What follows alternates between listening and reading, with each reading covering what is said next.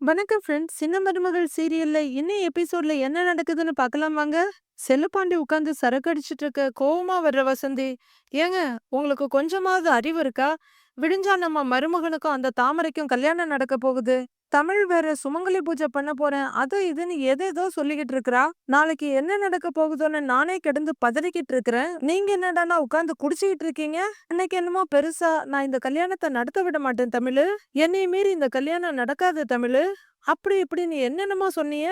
இப்ப என்னடான்னா எந்த கவலையும் இல்லாம உட்கார்ந்து குடிச்சிட்டு இருக்கீங்க. ஏங்க சொல்லுங்க, உங்க திட்டம் தான் என்னங்க? இந்த கல்யாணத்தை நிறுத்த என்னதான் பண்ண போறீங்கன்னு உட்கார்ந்து செல்லப்பாண்டிய உழுக்குறாங்க வசந்தி. ஏய் வசந்தி, நான் சும்மா உட்கார்ந்து சரக்கு போட்டுட்டு இருக்கேன்னு நினைச்சியா? என் மருமகன் கல்யாணத்தை எப்படி நிறுத்துறதுன்னு நான் ஒவ்வொரு நொடியும் ஒவ்வொரு நிமிஷமும் யோசிச்சுட்டு இருக்கேன் அப்படின்னு செல்லப்பாண்டி சொல்ல, ஏங்க யோசிச்சு மட்டும் என்ன பிரயோஜனம்?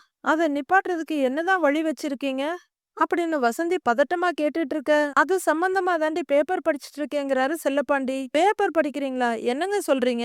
அப்படி அந்த பேப்பர்ல என்னதான் போட்டிருக்குது அப்படின்னு வசந்தி கேட்க, வசந்தி நாளைக்கு காலையில கட்சி தலைவர் மதுரைக்கு வர்றதா பேப்பர்ல போட்டிருக்கான். காலையில 8 மணிக்கு ஃபிளைட். அவரு மதுரைக்கு வந்துருவாரு. அவரு வர்ற நேரம் பார்த்து நான் ஏரோட்ராம் போய் நிக்க போறேன். அவர் வெளியே வர்ற நேரம் பார்த்து இந்த பத்திரிக்கைக்காரங்க எல்லாம் குறுக்க நின்னுட்டு குறுக்க மறுக்க கேள்வி கேட்டுட்டு இருப்பாங்க.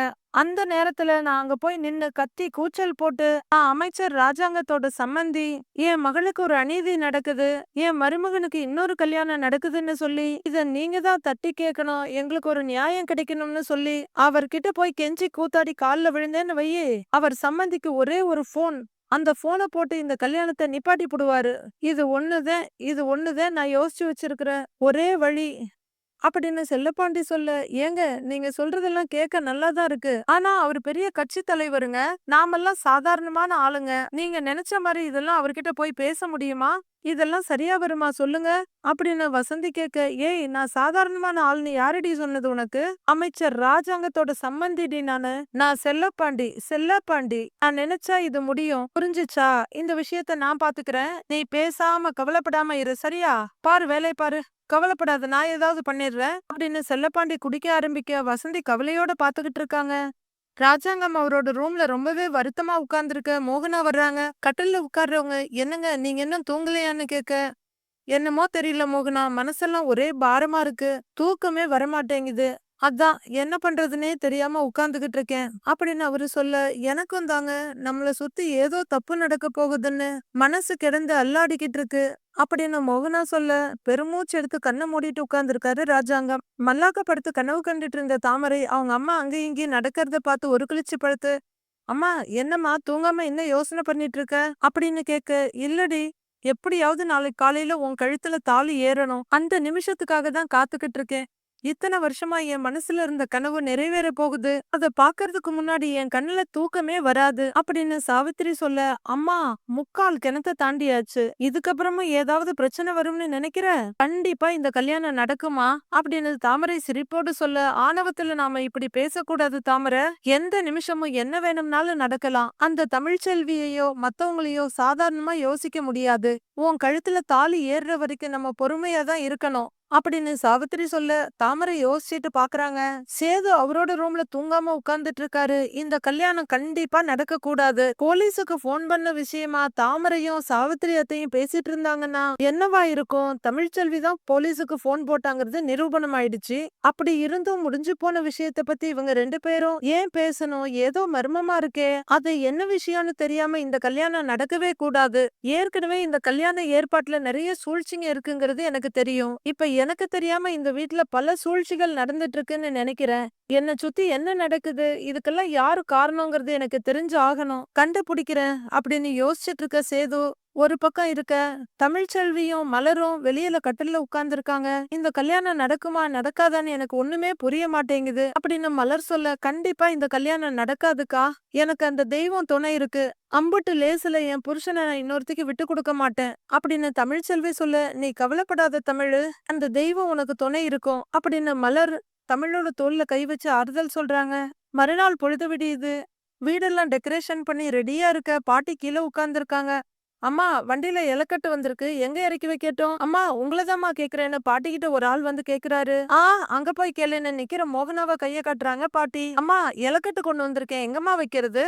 அப்படின்னு அந்த ஆள் மோகனா கிட்ட கேட்க, அப்ப வெளிய வர்ற சன்னாசிய காட்டி, "இதோ அவர்கிட்ட போய் கேளுங்கங்கறாங்க மோகனா. ஐயா வணக்கங்கய்யான்னு அவரு சொல்ல, "சொல்லுப்பா என்னப்பான்னு" சன்னாசி கேட்க, "ஐயா வண்டியில இலக்கட்டு கொண்டு வந்திருக்கேன். எங்க இறக்கி வைக்கணும்னு சொன்னீங்கன்னா, அங்க இறக்கி வச்சுருவேங்கிறாரு அவரு." ஆமா. பூராத்தையும் கொண்டு வந்து என் தலையில இறக்கி வை. அவன் அவன் 1008 டென்ஷன்ல இருக்கிறான். இதுல நீ வேற. அங்க எங்க சித்தப்பா நிக்கிறாரு பாரு. அவர்கிட்ட போய் கேளு. எங்க இறக்கி வைக்கணும்னு விவரம் சொல்லுவாரு. வந்துட்டாங்கன்னு சொல்லிட்டு அவரு போறாரு. ஐயா வணக்கங்க. இலக்கட்டு கொண்டு வந்திருக்கேன். நீங்க எங்க இறக்கணும்னு சொன்னீங்கன்னா, இறக்கி வச்சுட்டுன்னு அவரு சொல்றப்பயே, ஐயா சாமி, இவ்ளோ பெரிய வீட்ல இலக்கட்ட இறக்கி வைக்கிறதுக்கு உனக்கு இடம் தெரியலையா? இத போய் ஒவ்வொருத்தர்கிட்டயா கேட்டுட்டு இருக்கிற? போய் எங்கேயாவது இறக்கி வச்சுட்டு வை போ. அப்படின்னு அவரும் போயிடுறாரு. என்ன இது? இந்த வீட்ல இன்னைக்கு கல்யாணம்னு சொன்னாங்க. இங்க வந்து பார்த்தா வீடே கலையிழந்து போய் கிடக்கு. இலக்கட்ட இறக்கி வைக்கணும்னு கேட்டா ஒருத்தர் கூட சரியா பதில் சொல்ல மாட்டேங்கிறாங்க. என்னன்னு தெரியல. நம்ம வேலைய பார்ப்போம் போய். அப்படின்னு இல கொண்டு வந்தவரு யோசிச்சுட்டு இருக்காரு. சித்ரா ரெடியாகி நகையெல்லாம் போட்டு அழகு பார்த்துட்டு இருக்க. குளிச்சுட்டு வெளியே வர்ற ஈஸ்வரி இத பாக்குறாங்க. ஏண்டி புதுசா எடுத்த புடவைய கட்டலையா? இத கட்டி இருக்கிறேன்னு கேட்க, அம்மா அத இன்னொரு நாள் கட்டிக்கலாம்னு நினைச்சேன். ஏற்கனவே இந்த புடவைய கட்டாம தான் வச்சிருந்தேன். அதான் இன்னைக்கு இத கட்டிக்கிட்டேங்கிற சித்ரா, நீ வேணா புது புடவை எடுத்து கட்டிக்கமாங்கறாங்க.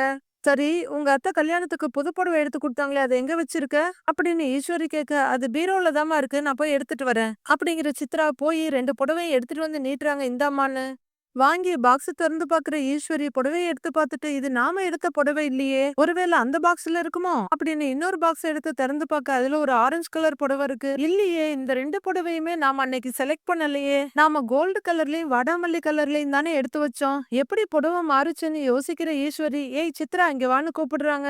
சித்ரா பக்கத்துல வந்து என்னமான்னு கேட்க, அங்க கொஞ்சம் பாரு அப்படின்னு ஈஸ்வரி கை காட்ட அந்த புடவைங்கள பாக்குற சித்ரா, என்னம்மா இது? நாம எடுத்து வச்ச புடவைங்க இல்லாம வேற புடவை இருக்குங்கிறாங்க. அதுதாண்டி எனக்கும் ஒண்ணும் புரியல. அப்படின்னு ஈஸ்வரி சொல்ல, ஒருவேளை அத்தை வேற யாருக்கோ கொடுக்க வேண்டியதை நமக்கு மாத்தி கொடுத்துட்டாங்களோ? அத்தை இத கொடுத்தப்போ நான் பாட்டுக்கு வாங்கி பீரோல வச்சுட்டேன். திறந்து கூட பாக்கலையேம்மா. நாம செலக்ட் பண்ணது வேற காஸ்ட்லி புடவையாச்சேம்மா அப்படின்னு சித்ரா சொல்லிட்டு இருக்க, நீ உங்க அத்தைக்கு போன் பண்ணி இங்க வர சொல்லு அப்படின்னு ஈஸ்வரி சொல்ல, சித்ரா கால் பண்றாங்க. அத்தை ஒரு நிமிஷம் இந்த ரூமுக்கு வர்றீங்களா? ஆமா அத்தை. அம்மா ஏதோ உங்ககிட்ட அர்ஜென்ட்டா பேசணுமா? சரின்னு சித்ரா போன வைக்க, என்ன சொல்றாங்கறாங்க ஈஸ்வரி. ரொம்ப பிஸியா இருக்காங்களாமா, கண்டிப்பா வந்தே ஆகணுமான்னு கேள்வி வேற கேக்குறாங்க. அப்படின்னு சித்ரா சொல்ல, கல்யாண வீட்டுக்காரி இல்ல, அதான் பவுசும் பகட்டும் ஓவரா இருக்கு அப்படின்னு ஈஸ்வரி சொல்லிட்டு இருக்க. மதனி அப்படின்னு சாவித்திரி கூப்பிட, வாங்க அத்தாச்சி அப்படின்னு ஈஸ்வரி சொல்ல, என்ன மதனின்னு பதட்டமா பக்கத்துல வந்து கேக்குறாங்க சாவித்திரி. ஏதோ முக்கியமான விஷயம்னு கூப்பிட்டீங்க? சீக்கிரம் என்ன விஷயம்னு சொல்லுங்க மதனி. தாமரைக்கு அலங்காரம் பண்ணாம அவ வேற தையா தக்கான்னு குதிச்சிட்டு இருக்கா. நீங்க கூப்பிட்டதும் அப்படியே எல்லாத்தையும் போட்டுட்டு வந்துட்டேன் அப்படின்னு சாவித்திரி ஒரே பரபரப்பா சொல்லிட்டு இருக்க. அது ஒண்ணும் இல்ல அத்தாச்சி, தாமரை கல்யாணத்துக்கு நாங்க 2 புடவை எடுத்தோம்ல, அத தப்பா நீங்க வேற யாருக்கோ குடுத்துட்டீங்க போல இருக்கு. எங்களுக்கு வேற புடவை வந்திருக்கு. அதான் நாங்க எடுத்த புடவை யார்கிட்ட போச்சுன்னு கேட்டுட்டு பாத்தி வாங்கிக்கலான்னு தான் உங்களுக்கு போன் பண்ணி வர சொன்னேன் அப்படின்னு ஈஸ்வரி சொல்ல, ஐயோ மதனி, அதெல்லாம் நான் உங்களுக்கு மாத்தி குடுத்துட்டேன்னு நினைச்சீங்களா? இல்ல, இதெல்லாம் மாறி வரல மதனி. உங்களுக்கு குடுக்க வேண்டிய புடவைய நான் சரியா குடுத்திருக்கேன் அப்படின்னு சாவித்திரி சொல்ல, ஈஸ்வரி அதிர்ச்சியோட பாக்குறாங்க. என்னத்த சொல்றீங்க? நானும் அம்மாவும் இந்த ரேட்டு புடவைய செலக்ட் பண்ணலையேங்கிறாங்க சித்ரா. நான் கோல்டு கலர்ல ஒரு புடவை எடுத்தேன். அம்மா வாடாமல்லி கலர்ல ஒரு புடவை எடுத்தாங்க. ஆனா இது ஏதோ வேற கலரா இருக்கே அத்த அப்படின்னு சித்ரா சொல்ல, ஓ அத நீ கேக்குறியா? மதனி, அன்னைக்கு நீங்க 2 பேரும் புடவைய எடுத்து வச்சுட்டு போனதுக்கு அப்புறம் அந்த பில்லு போடும்போது பாக்குறேன், நீங்க எடுத்து வச்ச புடவை 1,15,000ன்னும் சித்ரா எடுத்து வச்சது 1,00,000ன்னும் போட்டிருக்கு. எனக்கு இந்த விலைய பார்த்ததும் தூக்கி வாரி போட்டுருச்சு மதனி. ஏன் மதனி, கல்யாணம் பண்ணிக்க போறது ஏன் பொண்ணு. அவளுக்கு இப்படி லட்சக்கணக்குல எடுத்து கொடுத்தா கூட ஏதாவது நியாயம் இருக்கு.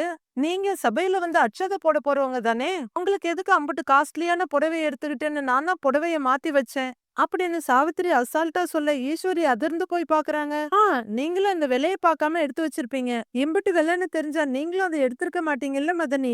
ஒரு நாள் கூத்துக்கு 1,00,000 புடவை எதுக்கு மதனி? மதனி, ஆத்துல போட்டாலும் அளந்து போடணும்ல. அதுவும் இல்லாம நீங்க எடுத்திருந்த அந்த கலர் உங்களுக்கு நல்லாவே இருக்காது மதனி. உங்களை ஒரு மாதிரி இருட்டடிச்சு காட்டும். நான் செலக்ட் பண்ணி வச்சிருக்கிற புடவைய பாருங்க, அது உங்களுக்கு ரொம்ப எடுப்பா இருக்கும். நான் போய் தாமரைக்கு அலங்காரம் பண்ற வேலையை பாக்குறேன். நீங்க இந்த புடவையை கட்டிட்டு சீக்கிரம் வந்துருங்க. சித்ரா, நீயும் சீக்கிரம் வந்துரு. அப்படின்னு சாவித்திரி கிளம்ப பல்ல கடிச்சிட்டு ஆத்திரத்தை அடக்கிக்கிட்டு நிக்கிறாங்க ஈஸ்வரி. அம்மா, இது சாதாரண சாவித்திரி இல்லம்மா, முழுசா மாறின சந்திரமுகி. இன்னும் அந்த தாமரை கழுத்துல தாலி ஏறவே இல்ல, அதுக்குள்ள உன் நாத்தனாரு அவ சுயரூபத்தை காட்டிட்டா பாத்தியா? அன்னைக்கு எப்படியாச்சும் இந்த கல்யாணத்தை நடத்தி வைங்க மதனின்னு அப்படியே உன்கிட்ட மடிப்பிச்சை கேட்டு வந்து நின்னாங்க இல்லம்மா. இப்ப என்ன நமக்கு பிச்சை போடுற மாதிரி உனக்கு 20,000 ரூபாய் புடவை போதும், இதை கட்டிட்டு வாங்கன்னு சொல்றாங்க. அம்மா, நான் இப்பவும் சொல்றேன், இந்த கல்யாணம் நின்னா கூட எனக்கு சந்தோஷம்தான். இதெல்லாம் நினைச்சா எனக்கு வயித்தெரிச்சல் தாங்க முடியல. சரிம்மா, நீ என்ன இந்த புடவை தான் கட்ட போறியா அப்படின்னு சித்ரா கேட்க, அதுவரையிலும் அதிர்ச்சியிலையும் கோவத்திலையும் இருந்த ஈஸ்வரி, ஏய், அவ பிச்சை போட்ட புடவைய கட்ட வேண்டிய அவசியம் எனக்கு இல்ல அப்படின்னு வெறுப்பா சொல்லிட்டு இருக்காங்க. வெளியே தன்னோட ஓலக்கொட்டாயில பூஜைக்கு ரெடி ஆயிட்டு இருக்காங்க தமிழ். குத்துவிளக்குக்கு அவங்க திரி போட்டுட்டு இருக்க தமிழு, நான் உங்ககிட்ட கொஞ்சம் பேசணும்னு சேது வர, மாமா என்ன மாமா அப்படின்னு கேட்க, அங்கிட்டு வா, ஒரு நிமிஷம் வா அப்படின்னு கல்யாணத்துக்கு தயாரான சேது கூப்பிட, சொல்லுங்க மாமா, என்ன விஷயம்னு போய் நின்னு தமிழ் கேக்குறாங்க. நான் சொல்ற விஷயத்த கேட்டு நல்லா யோசிச்சு நிதானமா பதில் சொல்லு அப்படின்னு சேது சொல்ல, சரிங்க மாமாங்கிறாங்க தமிழ். நம்ம கல்யாணத்தை நிப்பாட்டுறதுக்காக நீ போலீஸ்க்கு போன் போட்டல அப்படின்னு சேது சொல்ல, சங்கடப்படுற தமிழ், மாமா இப்ப எதுக்கு அந்த பழைய கதையெல்லாம்? அக்கா, இது சம்பந்தமா ஏற்கனவே பிரச்சனை எல்லாம் நடந்து முடிஞ்சிருச்சுல்ல. நானும் தான் போலீஸ்க்கு போன் பண்ணேங்கறத ஒத்துக்கிட்டேன்ல.